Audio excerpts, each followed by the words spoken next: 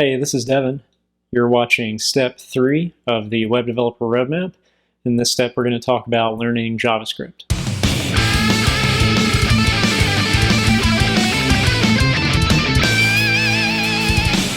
In the last video, I gave you some resources and advice on learning HTML and CSS.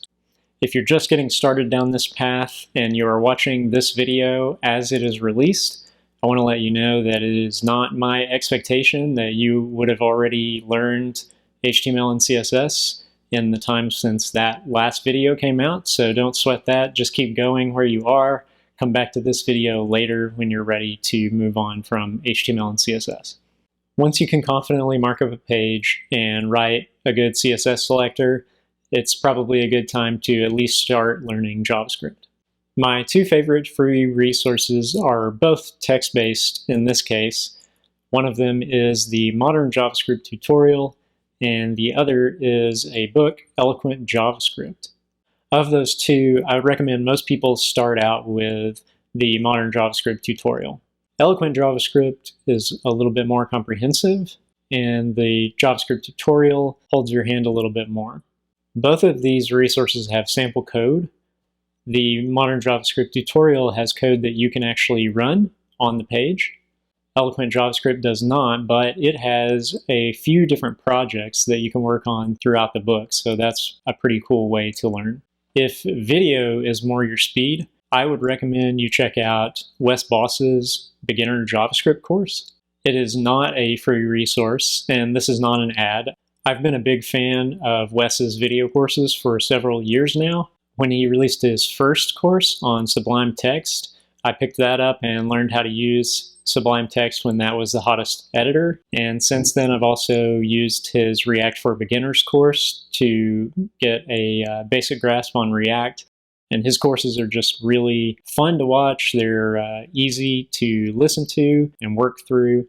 And the projects he gives you to work on are nice looking and a lot of fun to do. I always like to point out free resources because I know those are going to be accessible to everyone, but I firmly believe that if you're wanting to make a change, it's okay to invest in yourself and pay some money for a resource that may work better for you. Whichever route you decide to take to learn JavaScript, just like I advised you in the HTML and CSS video, you're going to eventually need to break out of the walled gardens these courses will have you in and start building your own projects to apply your learning and lock it in. Wes Boss has another course you might look at. It's a free course called JavaScript 30, and it's a series of 30 projects you can build in JavaScript. This is a really cool way to get started, and it can sort of introduce you to the idea of applying JavaScript. The only problem is that it, too, is a walled garden, so eventually you're going to want to break out of that as well and move into your own projects. You might revisit a project you worked on when you were learning HTML and CSS. Try to think about how you can layer in some interactivity. Once you've exhausted those opportunities, you may want to move on to a brand new project where you can practice your JavaScript. It's going to work best if you come up with your own project because that will make you excited about it and you're more likely to see it through. But if you're having trouble with inspiration, I will link you to my own list of 10 web development projects that can give you a little push.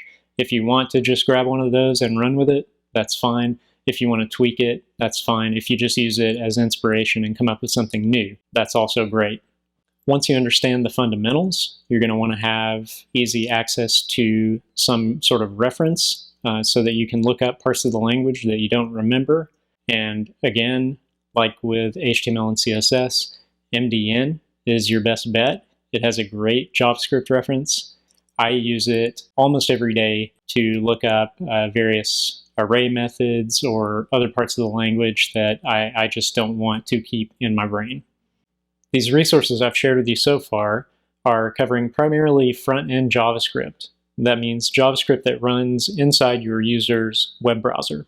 This is going to give you a ton of capabilities that you didn't have with just HTML and CSS, but if you only learn front-end JavaScript, you're still eventually going to hit a wall. Just to give you an example of what that might be, you can't use HTML CSS, and front-end JavaScript alone to build an application that allows users to share data with each other. For something like that, you're going to need to build a backend for your website or web application.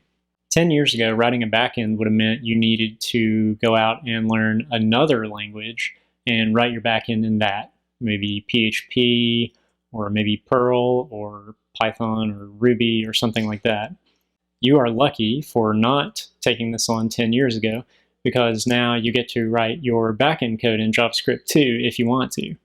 This is made possible by a technology called Node.js, which essentially allows you to run JavaScript outside of the web browser. This lets you do some really cool stuff like talking to a database or reading and writing files. You can build authentication flows for your users so that people can come to your website and log in. Basically, almost anything you can imagine you'll be able to do once you have this knowledge of backend development. If you liked Wes Boss's front-end JavaScript course, he also has a Node.js course that you should probably look at. If you're looking for a free resource instead, I found this course called, let me see if I can get this right, Learn You Node.js for Great Win? Is that right? Oh, close. It's Learn You the Node.js for Much Win. Yeah, I'm not in love with the name, but it's a pretty cool interactive way to learn Node. Once you've completed whatever Node course you decide to look at, loop back around and do your independent project. You can either augment an application you've already been working on to add some functionality you couldn't add before with only front-end code, or you may want to come up with a completely new project that utilizes your new Node.js skills. Whatever you do, keep it small. This is not the time to go build your Facebook killer. This is the time to build a small project, get a quick win, and apply those skills you've learned. Next up in the roadmap, we're going to talk about how to get actual paying work doing this stuff you've just learned. Here's a secret that not a lot of people know. You don't need to be a master or an expert, whatever those even mean, to go out and start getting work doing this stuff. You just need to know enough to solve a problem for the company that's paying you. Subscribe to be sure you don't miss that next step, and I will see you next time.